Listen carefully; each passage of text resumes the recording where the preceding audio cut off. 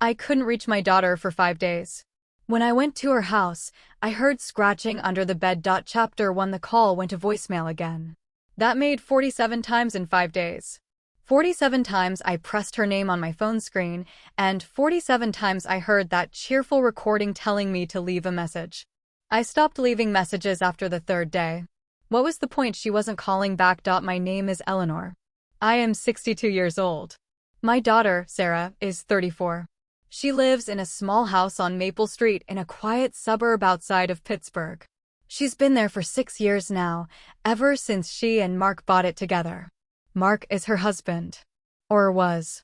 They separated 8 months ago. He moved out. He lives with his new girlfriend now, some woman named Candace who works at a dental office. Sarah took the separation hard.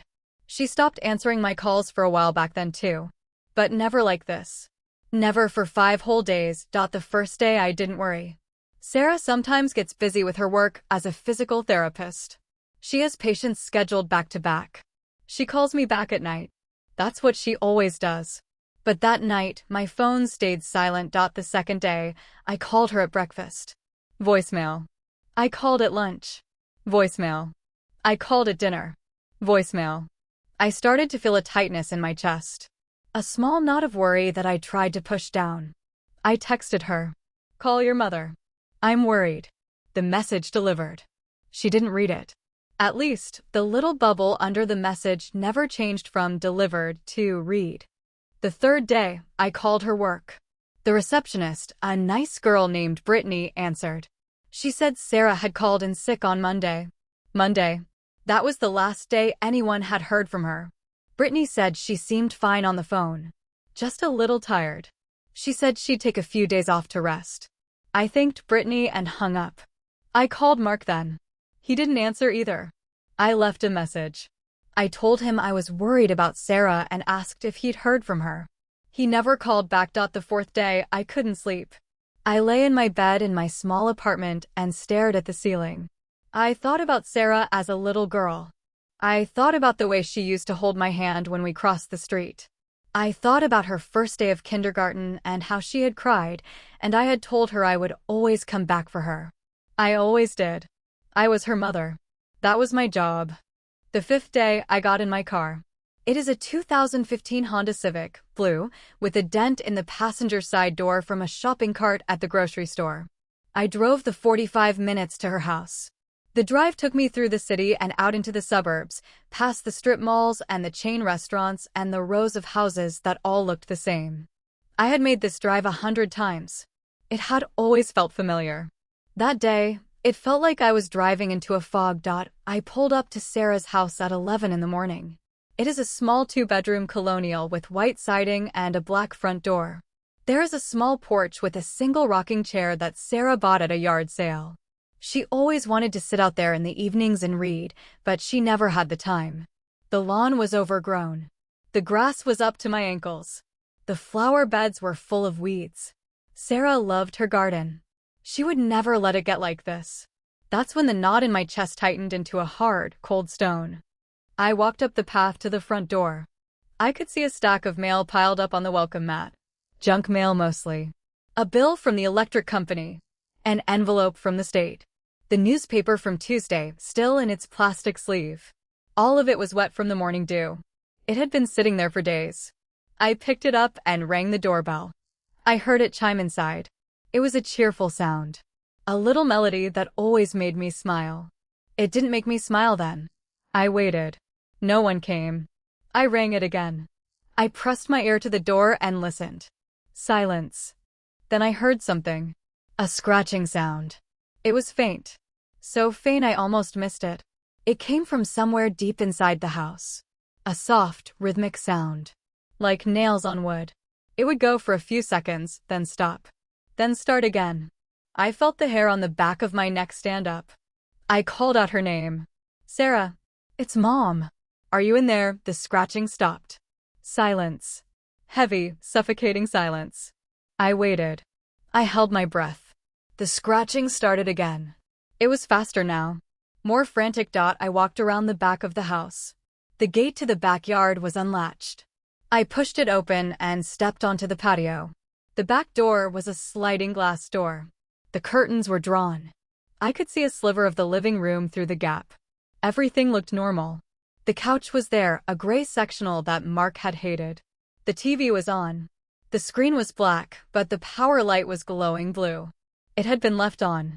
I knocked on the glass. "Sarah, it's me. Open up." No response. The scratching sound continued. It was coming from the second floor now, from the direction of the bedroom. Sarah's bedroom. I tried the sliding door. It was locked. I tried the windows. All locked. I went back to the front of the house. I looked around the neighborhood. It was quiet. Too quiet. A few houses down, a man was watering his lawn. He didn't look at me. I walked over to him. He was about my age. Gray hair, a plaid shirt, a potbelly. He was wearing sandals. "Excuse me," I said. "I'm Sarah's mother. The woman who lives at that house." I pointed. He looked up from his lawn. He didn't smile. "I haven't seen her for a few days," he said. "Her car is still in the garage. I saw it through the window. She always parks it in the garage. She hasn't left. I thought she was on vacation or something." "Did you hear anything strange?" I asked. "No," he said. "But you might want to check on her. It's been quiet. Too quiet." He went back to watering his lawn. He didn't offer to help. He didn't offer to call the police. He just stood there with his hose, ignoring me. I went back to the front door. I tried the handle one more time. It was locked. I fumbled in my purse for my keys. I had a key to her house. Sarah gave it to me years ago for emergencies. I had never used it. I pulled it out. It was on a keychain with a small silver heart. I put it in the lock.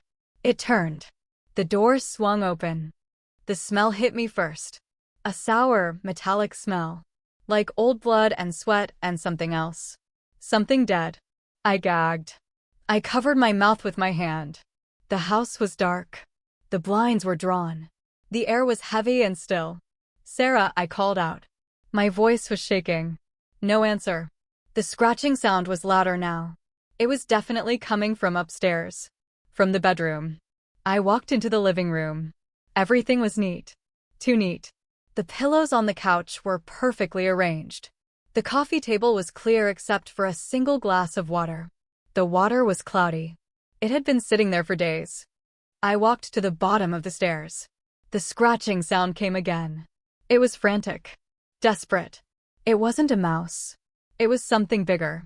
Something heavier. I gripped the railing. My knuckles were white. "Sarah!" I screamed. I heard a muffled sound. A whimper. A human whimper. My heart stopped. I took the stairs 2 at a time. I had to get to her. I had to know what was happening. My legs were shaking. My breath was coming in short gasps. I reached the top of the stairs. The hallway was dark. The door to the bedroom was closed. The scratching was coming from inside. I could hear it clearly now. It was nails on wood. Scraping, clawing, tearing. It was coming from under the bed. My hand trembled on the doorknob. I turned it. Locked. Of course it was locked. Sarah always locked her bedroom door when she slept. She said it made her feel safe. She had been doing it since she was a teenager. I pounded my fist on the wood. "Sarah, open the door. It's your mother." The scratching stopped. I heard a shuffle inside. A soft, wet sound. Then a voice. It was faint. Barely a whisper. It was Sarah's voice. "Mom," it was weak. It was cracked. It was the sound of someone who had been crying for a long time. "Sarah, open the door." I shouted. "I can't," she whispered. Her voice was so quiet. I pressed my ear to the door to hear her. "I can't get up. I can't move." "Open the door, baby," I said, trying to keep my voice calm. "I'm right here. I'll help you. Just unlock the door." I heard her crying. A broken sob. "I can't," she said again. "I don't have the key." He took it. He took everything. The scratching sound started again. It was coming from under the bed. Right under the bed where Sarah was. "Sarah, what is that noise?" I asked. "What's under the bed?" She started to cry harder. It was a panicked, ragged cry. The kind of cry I hadn't heard from her since she was a child. "It's him," she said. "It's him. He won't leave. He won't stop." I felt a cold dread spread through my entire body. Every inch of my skin felt like it was covered in ice. I looked down at the gap under the door. The light was dim, but I could see shadows moving. A shape. A dark shape. It shifted and slid across the floor. "Sarah, who are you talking about?" I asked. "Mark, no," she said. "Not Mark. He came back. He came back for me. He's been here for 3 days. He won't let me leave. He won't let me call anyone. He took my phone. He took my keys. He took everything." "Who, Sarah?" I shouted. "Who came back for you?" The scratching stopped. The house fell completely silent. I could hear my own heart beating in my ears. It was so loud, so fast. Then I heard a noise that made my blood run cold. A low, guttural growl. It came from under the bed. It was inhuman. It was monstrous. "He's been living in the walls," Sarah whispered. "He lives in the walls of the house. He comes out at night. He comes out and he watches me. He's been doing it for months." I thought I was crazy. I thought I was losing my mind. But he's real. He's so real. I tried the door handle again. I threw my shoulder against it. It didn't budge. It was a solid door. A strong lock. "I'm going to call the police," I said. I pulled out my phone. No service. Of course. The signal in this neighborhood was always spotty. But I had always been able to get a bar or two. Now there was nothing. "He takes the phone," Sarah said. "He kills the signal. He doesn't want anyone to come. He likes the quiet. He likes the dark." I banged on the door again. "You have to open this door," I shouted. "No. I can't," she sobbed. "He took the key. He has it. He wears it around his neck. He shows it to me at night. He dangles it in front of my face and he laughs." I looked around the hallway. I was looking for something. Anything. A weapon. A screwdriver. A nail file. Something I could use to break the lock. The hallway was bare. There was a small table near the stairs with a vase of dried flowers. No tools. The scratching started again. It was louder now. More urgent. It was a frantic, desperate clawing. It was as if the thing under the bed was trying to dig its way out. Or maybe it was trying to pull Sarah under. "Get away from the bed, Sarah," I screamed. "Get away from it." "I can't," she cried. "I can't move. I haven't eaten in 3 days. I'm too weak. I can't even stand up." My legs gave out. I dropped to my knees on the floor. I pressed my face to the gap under the door. I could see the bedroom. It was a small room. The bed was in the corner. A queen-size bed with a white quilt. Sarah's feet were dangling over the edge. Her toes were barely touching the floor. They were pale. Almost blue. I could see her ankles were bruised. Purple and black. The marks were like handprints. Fingers wrapped around her skin. "Sarah, listen to me," I said. "You have to fight. Do you hear me? You have to get up. Get up and walk to the door. You have to find the key. It's in the room somewhere." "He dropped it." "He must have dropped it." "No," she said. "He has it. He puts it around his neck every night. He showed me. He wears it like a trophy." I heard the thing under the bed move. A heavy, scraping sound. Like a body being dragged across the floor. The bed frame shook. The legs of the bed scraped against the floor. The sound was so loud. So violent. "Get away from the bed." I screamed again. "Move. Move now." There was a violent thrashing sound. Sarah screamed. It was a high, piercing shriek. A scream of pure terror. "Mom, help me. Please." The scratching turned into a frenzied, tearing sound. It was claws on wood. It was a creature trying to break through the floor. I stood up. I backed away from the door. I was hysterical. I couldn't think. I couldn't breathe. I was losing my mind. I was going to lose my daughter. I ran down the stairs. I ran to the front door. I had to get help. I had to get someone. Anyone. I ran outside. The neighbor who had been watering his lawn was gone. The street was empty. There was no one. I looked around. My car was in the driveway. I could drive to the police station. It was 5 miles away. 10 minutes. 10 minutes at most. I ran to my car. I fumbled for my keys. They weren't in my pocket. I patted my coat. I checked my purse. My keys were gone. I had dropped them. I had dropped them inside. I ran back toward the house. Then I saw it. A car I didn't recognize was parked on the street. A black SUV. It was running. The engine was humming. I could see a figure inside. A man. He was sitting in the driver's seat. He was just sitting there, watching me, staring at me through the windshield. It was him. It had to be him. He had been watching Sarah's house. He had been watching me. I couldn't reach my daughter for 5 days. When I went to her house, I heard scratching under the bed. Chapter 2. I froze in my tracks. The black SUV was idling. I could see the exhaust rising in the cool air. The man inside was still, just watching. He wasn't moving. He wasn't getting out. He was just observing. My mind raced. Who was he? Why was he just sitting there? Was he the one in the house? Was he the one under Sarah's bed? But I could hear the scratching coming from inside. I could hear my daughter crying out. If the man was in the SUV, who was in the house? My head was spinning. I couldn't connect the dots. I turned and sprinted back into the house. I had to get to Sarah. I had to get to her.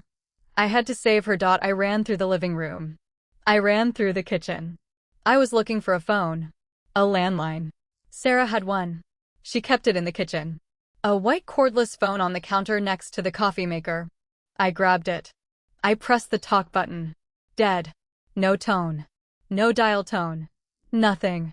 I threw the phone across the room. It shattered against the wall. I went to the drawers. I yanked them open. I was looking for a screwdriver. A knife. A hammer. Anything. I found a butter knife. It was useless. I found a pair of scissors. They were blunt. I took them anyway. I clutched them in my hand. They felt flimsy. Pathetic. Like a child's toy. I ran back to the stairs. The scratching was louder now. It was tearing through the wood. It was a sound I will never forget. It was the sound of something trying to break out of a cage. Or trying to break in. I took the stairs 2 at a time again. I reached the top. I stood in front of the door. I could hear Sarah crying. She was sobbing. A wet, choke sound. "Mom, please," she said. Her voice was so small. So broken. It wasn't the voice of my daughter. My daughter was strong. My daughter was independent. My daughter was a fighter. This was a shell. A person who had been stripped of everything. I put my hand on the door. I could feel the vibrations. I could feel the scratching. It was like an electric current running through the wood. "Sarah, I'm going to get you out of there," I said. "I promise you.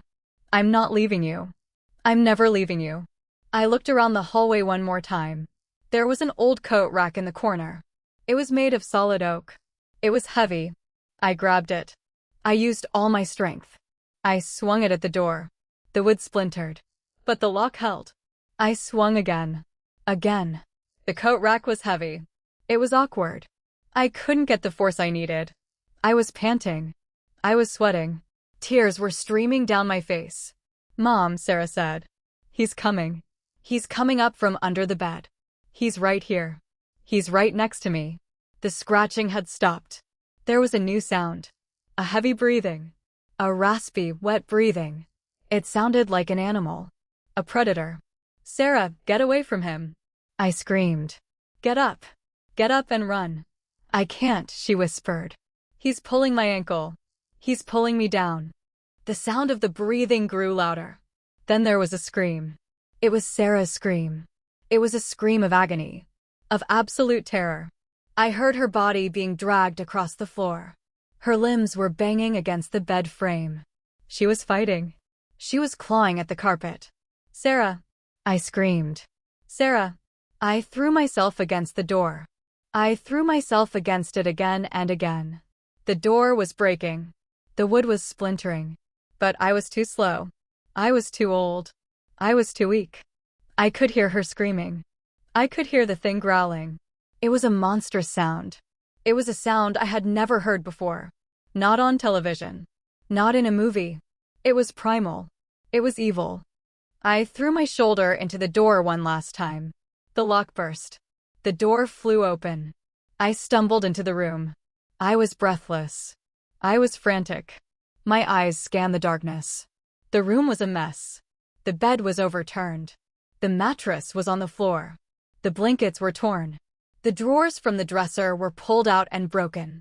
And there, in the corner of the room, was Sarah. She was on the floor. Her arms were outstretched. She was clawing at the carpet. Her fingertips were bloody. Her nails were ripped. She was crying. She was trembling. And there, under the bed, or what was left of it, was a shape. It was a man. He was tall. He was thin. His skin was pale. So pale it was almost gray. His eyes were dark. They were sunken into his face. He was wearing a dirty black shirt and ripped jeans. He had Sarah by the ankle. His hand was wrapped around her leg. He was pulling her toward him, toward the space under the overturned bed frame. Get away from her. I screamed. I ran at him. I swung the scissors. I stabbed him. I stabbed him in the arm. He hissed. It was a snake-like sound. He let go of Sarah's ankle. He turned to look at me. His eyes were empty.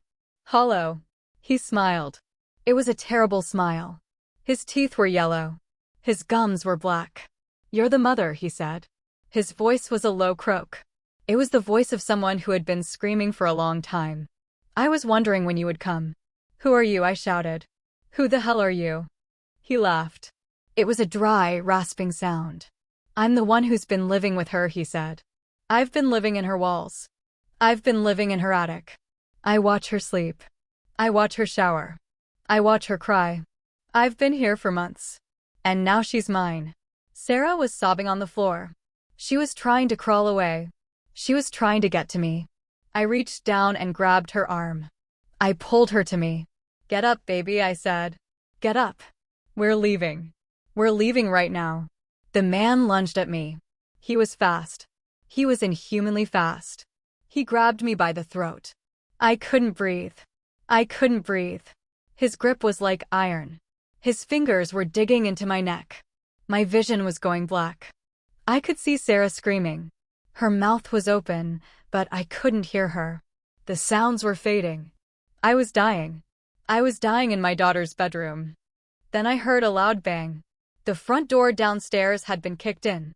There were heavy footsteps on the stairs. The man's grip loosened. He turned his head toward the door. A young man in a police uniform appeared in the doorway. He had a gun. He was pointing it at the man. Police, he shouted. Get on the ground. Now. The man in the corner hissed again. He released my throat. He crawled back toward the broken bed frame. He was trying to hide. He was trying to escape. The officer was fast. He crossed the room in 2 strides. He grabbed the man by the hair. He yanked him out from under the bed.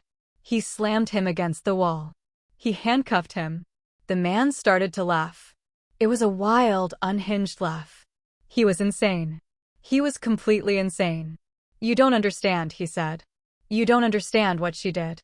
You don't understand what she did to me. I was gasping for air. My throat burned. I was on my hands and knees. Sarah was beside me. She was clutching my arm. She was shaking. She was cold. She was covered in bruises. I looked at the officer. He was young. Maybe 25. His name tag said Wilson. He was breathing hard. He had the man pinned against the wall. Ma'am, are you okay? He asked. He was looking at me. His eyes were wide. He was in shock too. I nodded. I couldn't speak. My throat was too raw. I pointed at Sarah. She was the one who needed help. She was the one who was hurt. She was the one who had been trapped. She was the one who had been tortured.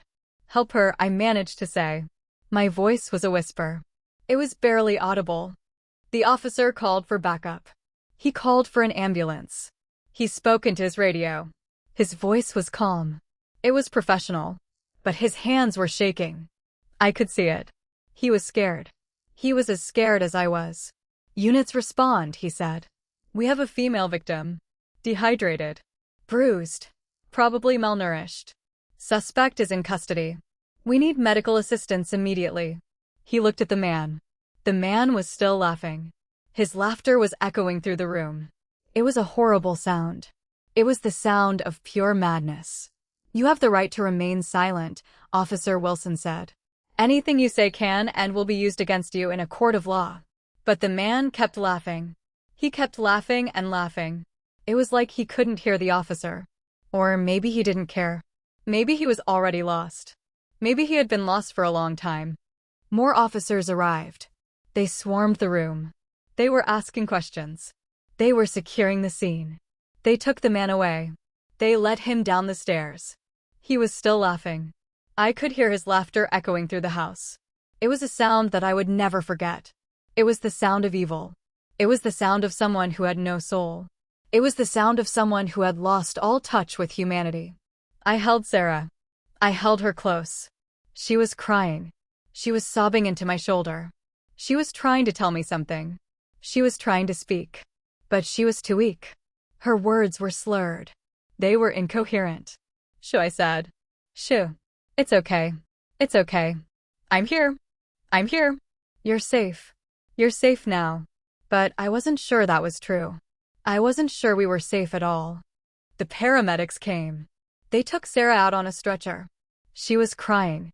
She was looking at me. She was pleading with her eyes. She didn't want me to leave her. I'm right here, I said. I'll be right behind you. I'm not going anywhere. They took her outside. The paramedics were putting an oxygen mask on her face. They were starting in 4. They were checking her vitals. She was dehydrated. She was malnourished. She had been starved for 5 days. She was in shock. The paramedics said she was lucky to be alive. Another day and she would have died of dehydration. The man in the house had no intention of letting her leave. He was going to let her die. He was going to watch her die. I went to the police station with them. I sat in a sterile room for hours. I gave a statement. I told them everything. I told them about the calls. I told them about the scratching. I told them about the man. They listened. They took notes. They asked questions. I answered them. My voice was hoarse. My throat hurt. All I could think about was Sarah. Was she okay? Was she talking? Was she eating? They told me she was at the hospital. They told me she was stable. They told me they would take me to see her soon. Then they told me who the man was. His name was Matthew. He had been living in Sarah's house for 6 months. He had been living in the crawlspace. He had been living in the walls. He had access to the house through a hidden entrance in the basement. A door that Sarah didn't even know existed. The previous owner had built it. He had been a paranoid man. He had built a panic room of sorts. A small, cramped space between the walls. It was a place where he could hide. Where he could listen. Where he could watch. Matthew had found it. He had been using it as his own personal hideout. He had been living there since March. Matthew was a drifter. A transient. He had no family. No job. No home. He had a long criminal record. Burglary. Stalking. Assault. He had been released from prison 3 months before Sarah and Mark bought the house. He had been following Sarah for years. Years. Since she was in college. He had been obsessed with her. He had planned this. He had planned to trap her in her own home. He had planned to keep her there. He had planned to let her die there. All because of a delusion. A sick, twisted delusion that Sarah had wronged him. That she had betrayed him. That she had taken something from him. But the strangest part was what they told me next. The name of the man who had built the panic room. It wasn't some random stranger. It was Sarah's father. My husband. The man I was married to for 20 years. The man who walked out on us when Sarah was 16. The man who left without a word. The man who disappeared into thin air. His name was Jack. Jack was Sarah's biological father. He was the man who had built the space under the house. He was the man who had created the secret entrance. He was the man who had designed the perfect hiding spot. A spot that a drifter would later use to torture his own daughter. The police asked me about Jack. I hadn't spoken about him in years. I had pushed him out of my mind. I had moved on. I had tried to forget. But now it was all coming back. The sudden disappearance. The unexplained departure. The letters he had sent. The letters he had written. They were rambling. Incoherent. He was always a paranoid man. He was always afraid of something. He had convinced himself that the world was out to get him. That the government was watching him. That his neighbors were spying on him. That's why he built the space in the basement. He wanted a place to hide. A place where no one could find him. And then he left. He vanished. He never came back. I assumed he died. I assumed he was in the ground somewhere. I never looked for him. I never wanted to see him again. He had abandoned us. He had abandoned his daughter. He didn't deserve to be found. Now I was sitting in a police station, being told that his ghost was haunting us. That he had built the house that was now a prison. That he had created the monster that was now in handcuffs. It was all connected. A sick, twisted web of events that led back to a man I had tried to forget. A man who had ruined my life. A man who had ruined my daughter's life. And now he was out there. Somewhere. Living or dead. It didn't matter. His presence was still felt. His actions had led to this. He was the reason Sarah was in a hospital bed. He was the reason I had almost died. He was the reason everything had fallen apart. I couldn't reach my daughter for 5 days. When I went to her house, I heard scratching under the bed. Chapter 3 3 days have passed since we found Sarah. She is still in the hospital. She is recovering. She is eating. She is talking. But she is not the same. She has a haunted look in her eyes. She starts at sudden noises. She flinches when someone touches her. She doesn't sleep. When she closes her eyes, she sees the man. She sees his face. She hears his voice. She hears the scratching. She can't get the sound out of her head. I sit by her bedside. I hold her hand. I tell her it's going to be okay. I tell her I'm going to protect her. I tell her that I will never leave her again. But I don't think she believes me. The doctors say she is physically stable. Her wounds are healing. The bruises on her ankles are starting to fade. The cuts on her arms are scabbing over. She is eating solid food now. She is drinking water. She is gaining weight. But the psychological damage is deep. It's the kind of damage that doesn't show up on an X-ray. It's the kind of damage that takes years to heal. If it ever heals at all. She is seeing a therapist. A woman named Dr. Chin. She comes every day. She sits with Sarah. She talks to her. She listens. Sarah doesn't say much. She just stares at the wall. She stares at the ceiling. She stares at the door. She is always watching the door. She is always waiting for someone to come through it. She is always afraid. I stay with her every night. I sleep in a chair next to her bed. It's not comfortable. It's not restful. But I can't leave her. I can't bear to be away from her. I need to know she is safe. I need to hear her breathing. I need to see her chest rise and fall. Every time she twitches in her sleep, I wake up. Every time she makes a sound, I wake up. I am exhausted. I am drained. I am running on empty. But I don't care. I will stay here as long as it takes. I will stay here until she is ready to leave.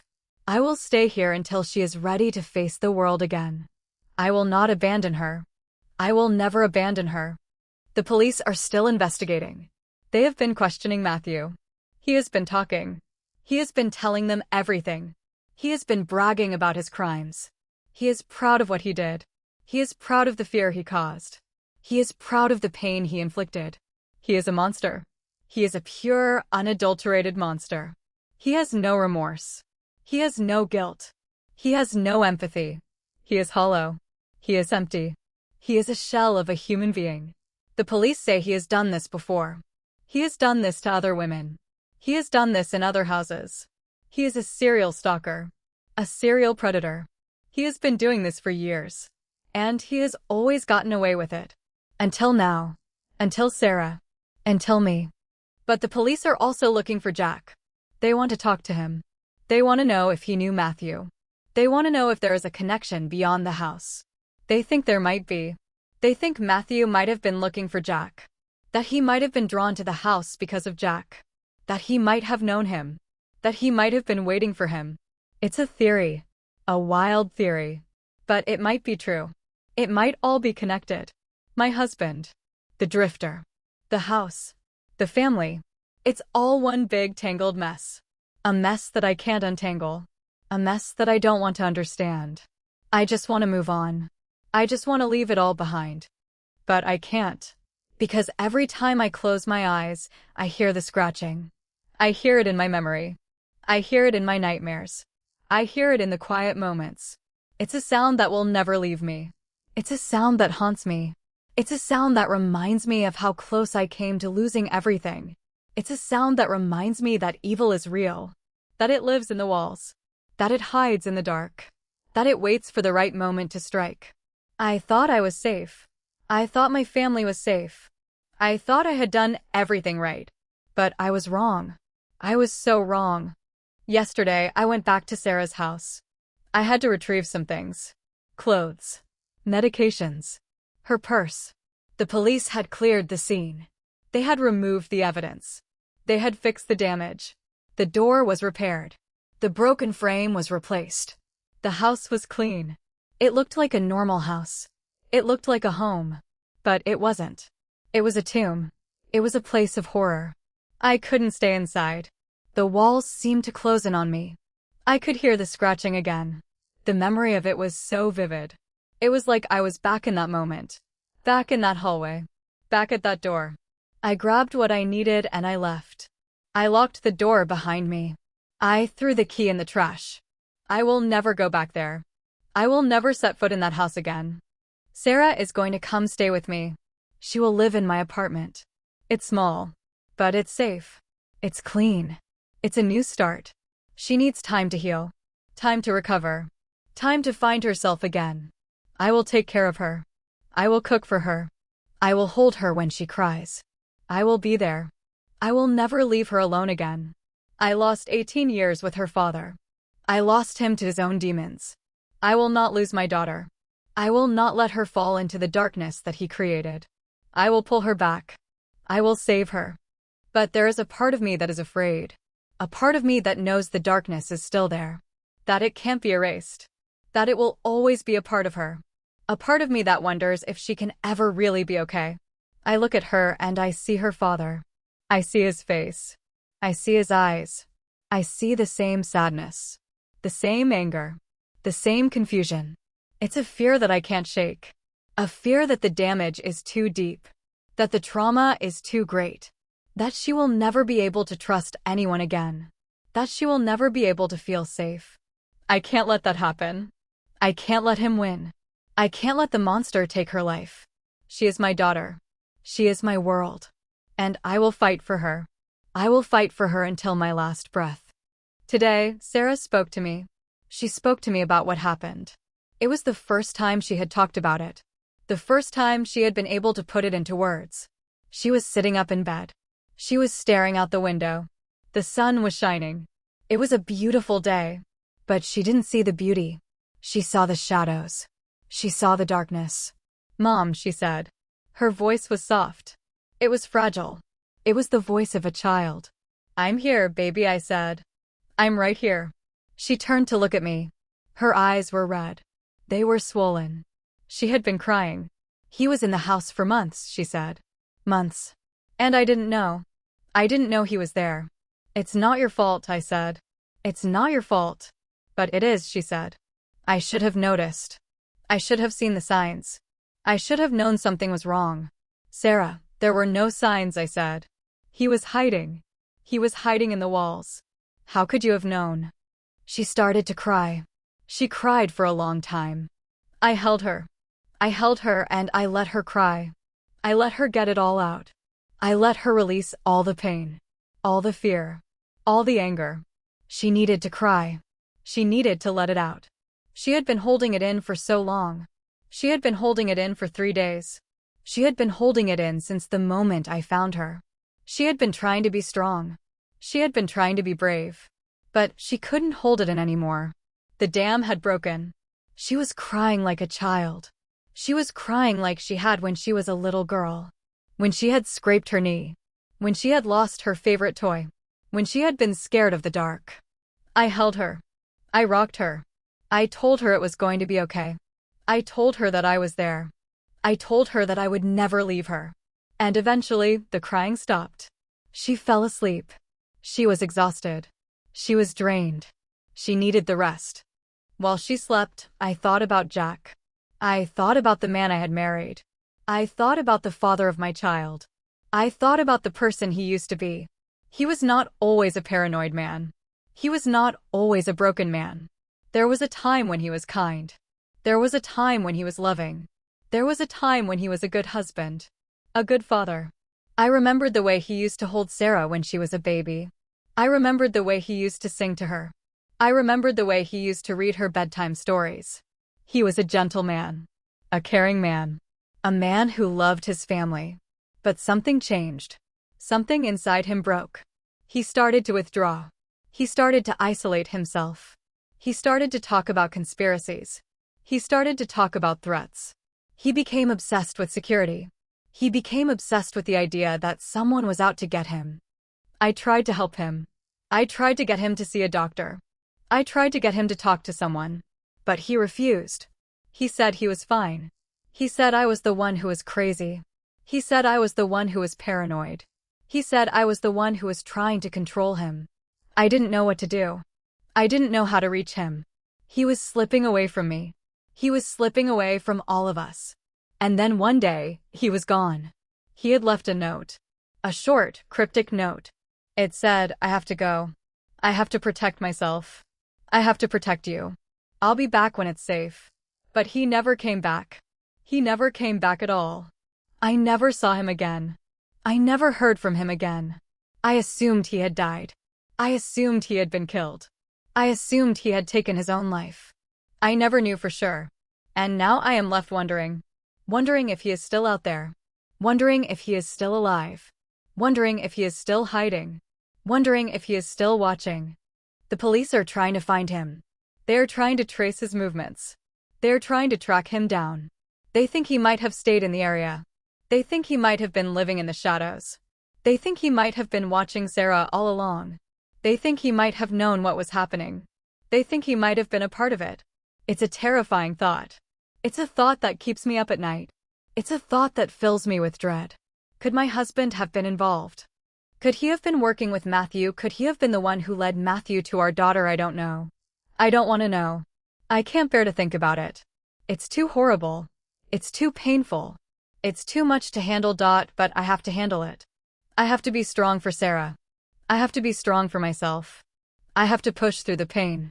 I have to push through the fear. I have to keep going. I have to keep fighting. Because that's what mothers do. We fight for our children. We fight for their safety. We fight for their happiness. We fight for their future. We never give up. We never surrender. We never stop. Even when the world is falling apart. Even when everything seems hopeless. We keep going. We keep fighting. We keep moving forward. And that's exactly what I'm going to do. I'm going to keep fighting for my daughter. I'm going to keep fighting for her recovery. I'm going to keep fighting for her life. And I am going to win. The world is a scary place. There are monsters everywhere. They don't look like monsters. They look like people. They look like ordinary men. They look like the man next door. The man who works at the grocery store. The man who walks his dog in the park. They hide in plain sight. They hide in the walls. And they wait. They watch. They plan. And when the time is right, they strike.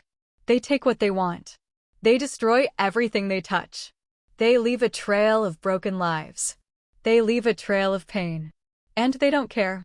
They don't care about anyone. They only care about themselves. They are empty. Hollow. Soulless. And they are everywhere. But so are we. The mothers. The fathers. The sisters. The brothers. The people who love. The people who care. The people who fight. We are everywhere too. And we will not be defeated. We will not be broken. We will not be silenced. We will rise up. We will fight back. We will protect our families. We will protect our children. We will protect each other. Because that's what we do. That's who we are. That's what makes us human. Love. Compassion. Courage. Strength. These are the things that define us. These are the things that make us strong. These are the things that will save us. And I will hold on to these things. I will hold on to them with all my might. I will hold on to them until my very last breath. Because they are the only things that matter. They are the only things that are real. They are the only things that can save us from the darkness. I couldn't reach my daughter for 5 days. When I went to her house, I heard scratching under the bed. Chapter 4. 2 more weeks have passed. Sarah is out of the hospital now. She is staying with me in my apartment. It's a small place. 1 bedroom. One bathroom. A tiny kitchen with a Formica countertop. A living room with a worn-out couch and a television that only gets 4 channels. But it's safe. It's quiet. It's ours. Sarah sleeps in my bed. I sleep on the couch. She can't bear to be alone. She can't bear to be in a room by herself. She needs to know that someone is nearby. She needs to hear someone breathing. She needs to feel someone's presence. I give her that. I give her whatever she needs. Whatever it takes to help her heal. She is still struggling. She has nightmares almost every night. She wakes up screaming. She wakes up thrashing. She wakes up covered in sweat. I run to her. I hold her. I tell her she is safe. I tell her she is okay. I tell her the nightmare is over. But it's not over. Not really. The nightmare is still there. It's inside her head. It's inside her heart. It's a part of her now. And I don't know how to get it out. I don't know how to make it stop. I don't know how to bring back the daughter I used to know. The daughter who laughed. The daughter who smiled. The daughter who loved life. She is gone. She has been replaced by a stranger. A stranger who is afraid of everything. A stranger who is afraid of the dark. A stranger who is afraid of the quiet. A stranger who is afraid of her own shadow. She rarely speaks. She spends most of her time sitting on the couch. She stares at the wall. She stares at the window. She stares at the door. She is always watching the door. She is always waiting for someone to come through it. She is always afraid. I try to engage her.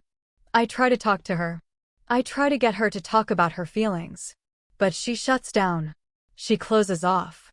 She retreats into herself. She is a shell.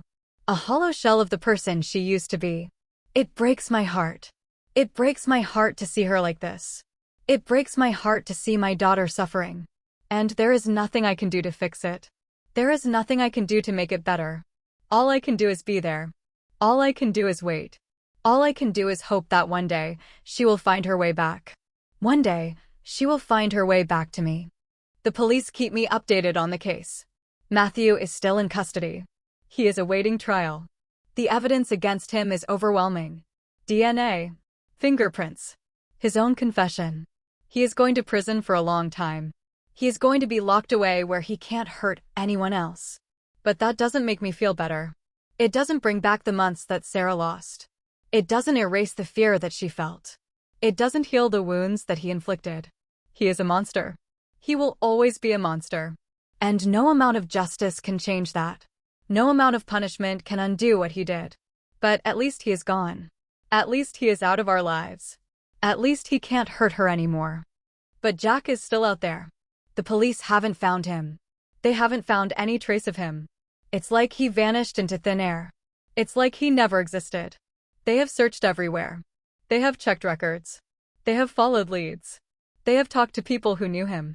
But nothing. No sightings. No evidence. No clues. It's as if he disappeared off the face of the earth. It's as if he never really existed. It's a mystery. A disturbing mystery.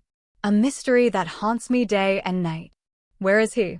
What happened to him? Is he alive or dead? And what does he have to do with all of this? What is the connection between my husband and the monster who tortured my daughter? The police have a theory. They think Matthew was sent by Jack. They think Jack hired him. They think Jack wanted to punish Sarah. They think Jack wanted to hurt her. But why would he want to hurt his own daughter? What could she have done to deserve that? She was just a child. She was just a baby when he left. She didn't even know him. She didn't remember him. How could he hate her so much? How could he want to destroy her? It doesn't make sense. It doesn't make any sense at all. But maybe it was never about Sarah. Maybe it was about me. Maybe Jack wanted to hurt me. Maybe he wanted to hurt me in the worst way possible. By hurting the one person I love most in the world. By hurting my daughter. By taking away everything that matters to me. It's a terrifying thought. It's a thought that makes my blood run cold. It's a thought that makes me feel sick to my stomach. I think about Jack a lot now. I think about our marriage. I think about the way he changed. I think about the way he became paranoid. I think about the way he started to distrust everyone. I think about the way he started to isolate himself. I think about the way he started to push me away. I tried to help him. I tried to be patient. I tried to be understanding. But It wasn't enough. It was never enough. He was lost. He was lost in his own mind. He was lost in his own fear. And I couldn't bring him back. I couldn't save him. I couldn't fix him. He was broken. He was beyond repair. And eventually I gave up. I stopped trying. I let him go. I let him disappear. I thought it was the best thing for everyone. I thought it was the best thing for me. I thought it was the best thing for Sarah. But maybe I was wrong. Maybe I should have tried harder. Maybe I should have fought for him. Maybe I should have saved him. But I didn't. And now my daughter is paying the price. I sit with Sarah on the couch. She is staring at the wall. Her eyes are glassy. Her face is blank. She is somewhere else. Somewhere far away. Somewhere I can't reach her. Sarah, I say. Can you hear me? She doesn't respond. She doesn't move. She just keeps staring at the wall. Sarah, please talk to me, I say. Please look at me. She turns her head. She looks at me. But it's not my daughter looking at me. It's someone else. Someone who has been through hell. Someone who has seen things that no one should ever see. Someone who is broken. Mom, she says. Her voice is flat. It's emotionless. I'm sorry, she says. I'm sorry for what happened. You have nothing to be sorry for, baby, I say. It's not your fault. I know, she says. But I should have been stronger. I should have fought harder. I should have gotten away. No, Sarah, I say. You did everything you could. You survived. That's what matters. You survived. She starts to cry. Silent tears roll down her cheeks. She doesn't sob. She doesn't make a sound. She just sits there and lets the tears fall. It's heartbreaking. It's the most heartbreaking thing I have ever seen. I reach out and take her hand. I hold it. I hold it tight. We're going to get through this, I say. We're going to get through this together. I promise you. She looks at me. She looks into my eyes. She looks for something. Some sign of hope. Some sign of reassurance. I give it to her. I give her everything I have. I give her my strength. I give her my love. I give her my courage. I give her my soul. I love you, Mom, she says. I love you too, baby, I say. I love you more than anything in this world. The police come by the apartment. They have an update. They have found something. They found a journal. Jack's journal. It was hidden in the walls of the house. In the same space where Matthew is living. The police found it during their search. They read it. They tell me what it says.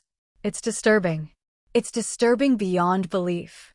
Jack wrote about Sarah. He wrote about his feelings for her. He wrote about his anger, his jealousy, his resentment. He wrote about how she had abandoned him, how she had betrayed him, how she had taken everything from him. He blamed her. He blamed her for leaving him. He blamed her for moving on.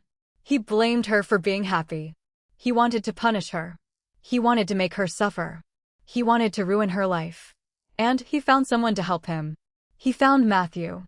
He found a man who shared his rage. A man who shared his hatred. A man who was just as broken as he was. They made a plan. They planned to trap Sarah. They planned to hurt her. They planned to destroy her. My hands are shaking. I can't breathe. I can't think. I can't process this. Jack, my husband, the father of my child, planned to hurt our daughter. He planned to torture her. He planned to kill her. And he found a partner. A monster. A man who was just as evil as he was. They were in it together. They were a team. They worked together to destroy my daughter. To destroy our family. To destroy everything we had built. And I had no idea. I had no idea that Jack was capable of such evil. I had no idea that he hated us so much. I thought he was just a troubled man. I thought he was just a lost soul.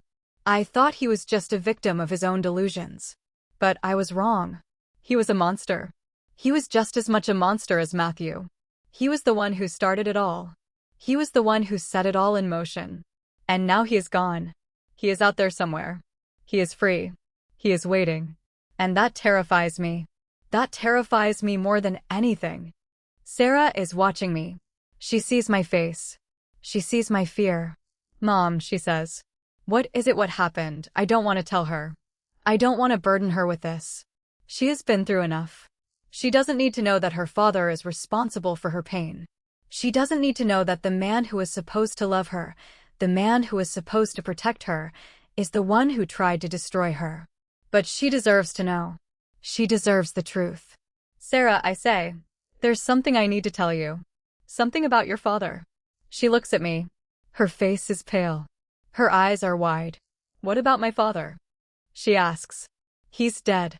He's been dead for years. No, baby, I say. He's not dead. He's alive. He's been alive this whole time. And he's the one who did this to you. He's the one who planned it. He's the one who hired Matthew. Sarah's face changes. It goes from confusion to shock to horror. No, she says. No, that's not true. That can't be true. I'm so sorry, Sarah, I say. I'm so sorry. But it's true. The police found his journal. They found his plan. He did this to you. He did this to us. Sarah starts to scream.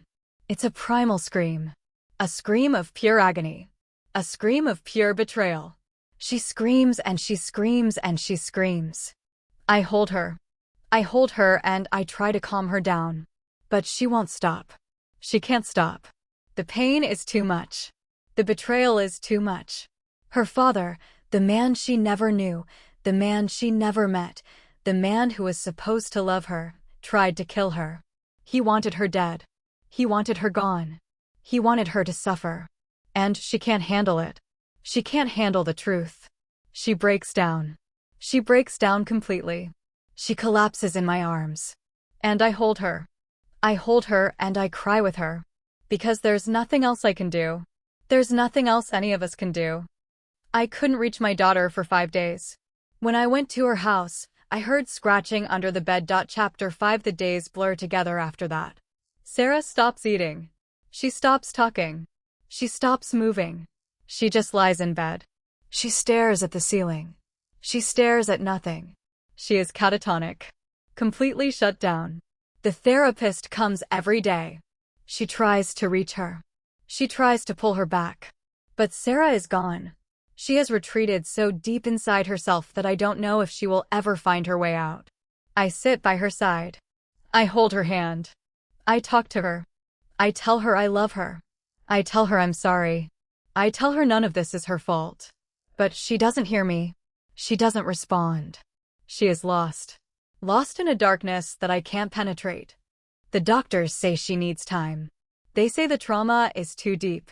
They say she might never fully recover. They say she might always carry the scars. Physical scars. Emotional scars. Scars that will never fade. Scars that will always remind her of what happened. Scars that will always remind her of what her father did. I don't know how to help her. I don't know how to fix this.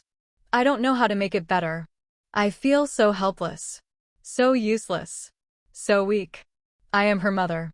I am supposed to protect her. I am supposed to save her. And I failed. I failed her when she needed me most.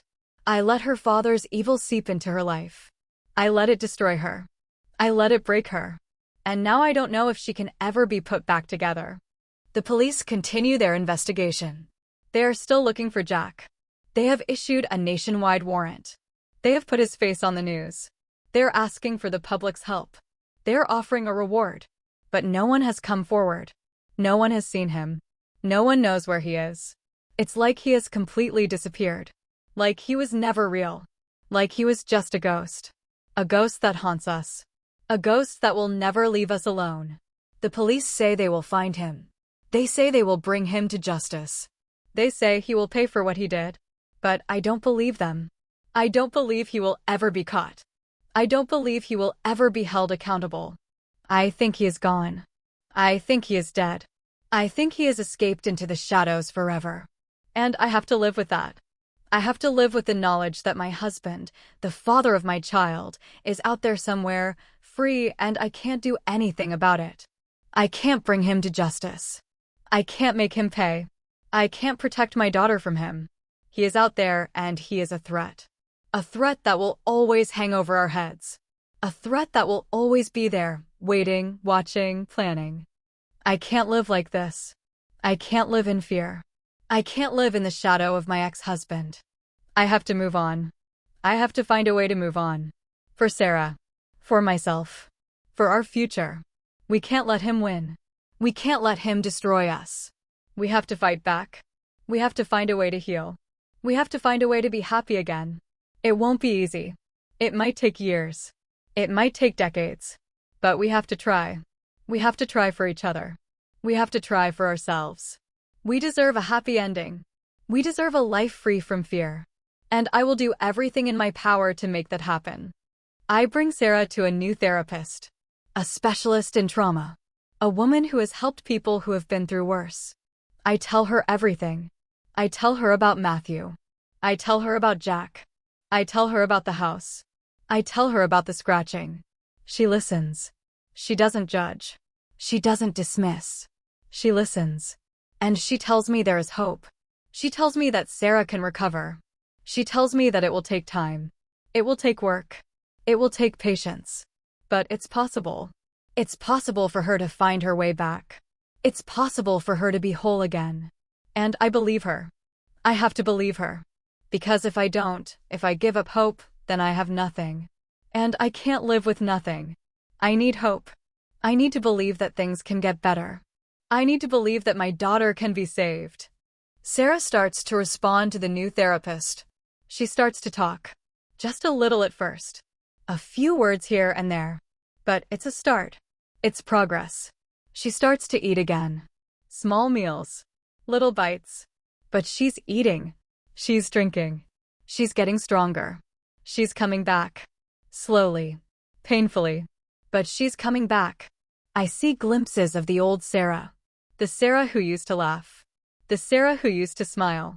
The Sarah who used to love life. They are just flashes. Just moments. But they're there. They are real. And they give me hope. They give me the strength to keep going. They give me the strength to keep fighting. Because I know deep down that she is still in there. She is still fighting. She is still trying. And I will never give up on her. The trial for Matthew is set for next month. The prosecution has a strong case. The evidence is overwhelming. He is going to be convicted. He is going to spend the rest of his life in prison. But that's not enough. It's not enough for me. It's not enough for Sarah. It's not enough for any of us. He took something from us. Something that can never be replaced. He took Sarah's innocence. He took her safety. He took her peace of mind. He took her trust. He took her future. And no amount of prison time can give that back. No amount of punishment can undo what he did. But we have to accept it. We have to accept that this is the best we can get. We have to accept that justice, while imperfect, is still justice. And we have to move on. We have to find a way to move on. I make a decision. I decide to sell the house on Maple Street. I can't bear to keep it. I can't bear to have it sit there empty. I can't bear to know that it's still there, a monument to the horror that happened inside. I list it. I sell it to a young couple. They don't know the history. They don't know what happened. They just see a nice house in a quiet neighborhood. I don't tell them. I don't want to burden them with the truth. I want them to have a fresh start. I want them to be happy. I want them to make new memories. Memories that aren't tainted by fear. Memories that aren't tainted by pain. Memories that are filled with joy. I hope they find that. I hope they find happiness in that house. I hope they never have to go through what we went through. Sarah is getting better. She is talking more. She is laughing more. She is starting to take walks outside. She is starting to see the sun again. She is starting to see the world again. She is starting to see herself again. It's slow. It's so slow. But it's happening. It's really happening. She is healing. She is recovering. She is finding her way back. And I am so proud of her. So incredibly proud of her. She is stronger than she knows. Braver than she knows. More resilient than she knows. She has been through hell, and she is still here. She is still fighting. She is still alive. And that is a miracle. That is a miracle that I will never take for granted. I think about Jack. I think about him a lot. I wonder where he is. I wonder if he is thinking about us. I wonder if he knows what he did. I wonder if he feels any remorse. I doubt it. I doubt he feels anything at all. He is a monster. A cold, calculating monster. A monster who destroyed his own family. A monster who tried to destroy his own daughter. I will never understand why. I will never understand how. I will never understand the darkness that lives inside him. But I know it exists. I have seen it. I have felt it. And I know it will always be there, lurking in the shadows. Waiting for the right moment to strike. Waiting for the right moment to hurt us again. But I won't let it. I won't let it win. I won't let it control us. I won't let it define us. We are stronger than that. We are better than that. And we will prove it. We will prove it by living. By loving. By moving forward. By building a new life. A life free from fear. A life filled with joy. A life that is our own. Sarah is sitting on the couch. She is looking out the window. The sun is shining. The birds are singing. It's a beautiful day. She turns to me. She smiles. It's a small smile. A tentative smile. A smile that is still learning how to exist. But it's a smile. It's a real smile. And it lights up her face. It lights up my heart. Mom, she says. I think I'm going to be okay. I feel tears well up in my eyes. I feel my heart swell with pride. I feel a sense of relief wash over me. I know you are, baby, I say. I know you are. She reaches out and takes my hand. She squeezes it. She holds it tight. Thank you, she says. Thank you for not giving up on me. Thank you for fighting for me. Thank you for saving me. You saved yourself, Sarah, I say. I was just there to help you find the way. The trial is over. Matthew is convicted. He is sentenced to life in prison without parole. He is locked away where he can never hurt anyone again. It's a relief. It's a closure. But it's not the end. The end will come when we are truly free. When we are no longer afraid. When we are no longer haunted. When we can live our lives without looking over our shoulders. When we can sleep at night without waking up in terror. That's the end. That's the real end. And we are getting there. Slowly. Painfully. But we are getting there. We are healing. We are growing. We are becoming stronger. We are becoming whole. We are becoming ourselves again. I look at my daughter. She is sleeping peacefully. Her face is relaxed. Her body is still. She is dreaming. Good dreams, I hope. Dreams that are filled with light. Dreams that are filled with love. Dreams that are filled with hope. I watch her sleep. I watch her chest rise and fall. I listen to her breathing. It's steady. It's calm. It's peaceful. And I realize in that moment that we are going to make it. We are going to be okay. We are going to survive. We are going to thrive. Because we have each other. We have love. We have hope. We have the strength to keep going. And that is everything. That is the only thing that matters. The world is a scary place. There are monsters everywhere. They don't look like monsters. They look like people. They hide in plain sight. They hide in the walls. But they can't hide from love. They can't hide from the truth. They can't hide from the light. The light will always find them. The light will always expose them. And the light will always win. That's what I believe. That's what I hold on to. That's what keeps me going. The light. My daughter is my light. She is my reason to keep fighting. She is my reason to keep believing. She is my reason to keep hoping. And as long as she is in this world, I will never give up. I will never surrender. I will never stop fighting. Because that's what mothers do. We fight. We fight for our children. We fight for their future. We fight for their happiness. We fight for their lives. And we never, ever stop. Looking back on everything that happened, I realized that the real monster wasn't the man under the bed. It was the man who built the space for him. It was the man who created the darkness. It was the man who abandoned us. It was the man who fed the hate. Jack was the architect of our nightmare, and Matthew was just the tool he used. But they both failed. They failed to break us. They failed to destroy us. We are still here. We are still standing. We are still fighting. And we will always be here. We will always be standing. We will always be fighting. Because love is stronger than hate. Always has been. Always will be.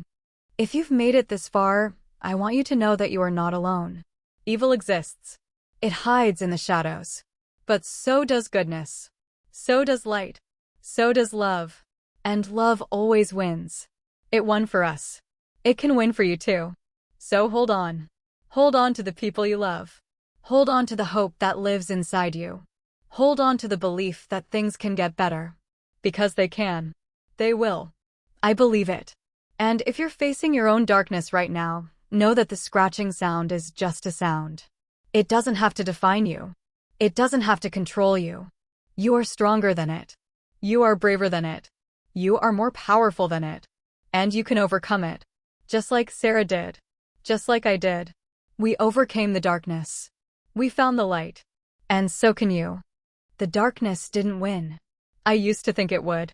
I used to lie awake at night, listening to the silence, waiting for the scratching to start again. But it never did. Not in my apartment. Not in our new life. The house on Maple Street is gone. The man under the bed is locked away. And Jack is still out there somewhere, but I stopped looking for him. I stopped letting him live in my head. He doesn't deserve that space. Sarah is doing better. Much better. She started working again. Part-time at first. Just a few hours a week at a small clinic. She helps people with their physical therapy. She says it feels good to use her hands again. To help people. To be useful. She still has bad days. She still has nightmares. But they are fewer now. Farther apart. She smiles more. She laughs sometimes. She even started dating a nice man named Tom. He works at a bookstore. He's gentle. He's patient. He knows about her past. He doesn't push. He just waits. He just supports. I like him. I think she might like him too. I hope so. She deserves to be happy. She deserves to find love. She deserves to have a future. I think about all of it sometimes. The 5 days I couldn't reach her. The sound of her voice through the door. The scratching. The smell. The fear. It feels like a lifetime ago. It feels like a nightmare I woke up from. But I know it was real. I know it happened. I have the scars to prove it. Physical scars. Emotional scars. But I also have the strength. I have the resilience. I have the love that carried us through. And that love is still here. It's stronger than ever. It's what keeps us going. It's what gives us hope. I look at my daughter now. She's standing in the kitchen. She's making coffee. She's humming. She's alive. She's free. She's home. And I realize in that moment that everything we went through was worth it. Not because it was good. It wasn't. It was horrible. But because we survived it. Because we came out the other side. Because we didn't let it break us. We didn't let it define us. We rose above it. And that is the greatest victory of all. The scratching is gone. The silence is peaceful now. I hear the sound of the coffee maker. I hear the birds outside. I hear my daughter's voice. She's talking to Tom on the phone. She's laughing. It's a real laugh. A full laugh. A laugh that comes from somewhere deep inside her. A laugh that says she is okay. She is more than okay. She is thriving. And I am thriving with her. We made it. We made it together. And I'll never let anything or anyone take that away from us again. Not Jack. Not Matthew. Not anyone. This is our story. And we are the ones who get to write the ending. If you're listening to this and you're going through your own darkness, please know that you are not alone. The world is full of shadows, but it's also full of light. Sometimes you just have to fight to find it. Sometimes you just have to hold on. And when you can't hold on anymore, you have to let someone else hold on for you. That's what I did for Sarah. That's what she did for me. And that's what saved us both. So don't give up. Don't ever give up. Because there's always a way out. There's always a way forward. There's always a way to find the light. You just have to keep moving. Keep fighting. Keep hoping. And one day, you'll wake up and realize that the scratching is gone. The silence is peaceful. And you are free. We are free. And we are never going back.